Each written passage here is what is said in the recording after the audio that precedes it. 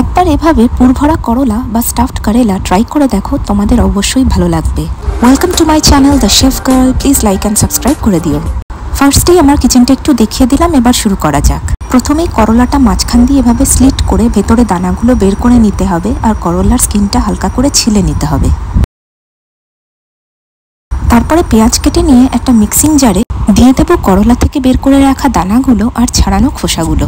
Add করব পেঁয়াজ, আদা রসুন পেস্ট, চিলি ফ্লেক্স, দিয়ে দেব জিরে গুঁড়ো, ধনে গুঁড়ো, স্বাদ মতো নুন,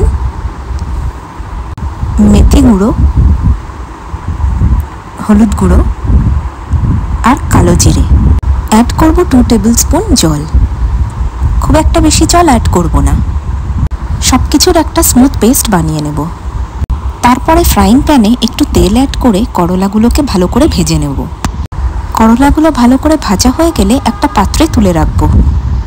তারপরে সেম তেলেই করে রাখা পেস্টটা অ্যাড করে দেব। পেস্টটা মিডিয়াম ফ্লেম বা টেম্পারেচারে 4 থেকে 5 মিনিট কন্টিনিউয়াসলি স্টার করতে হবে, আর তারপরে কালারটা ঠিক এরকম এলে নামিয়ে নিতে হবে। তাহলে আমাদের করলা ভাজা আর পুর বানানো রেডি। এবার পুরটা ভরার পালা।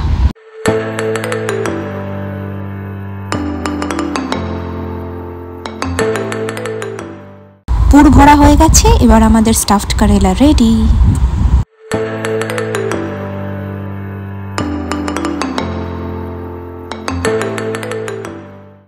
দেখলে তো স্টাফড কারেলা বানানো কতটা ইজি। তাহলে আমার চ্যানেলটাকে লাইক অ্যান্ড সাবস্ক্রাইব করা কিন্তু ভুলো না। দেখা হচ্ছে আবার নেক্সট ভিডিওতে। Till then tata.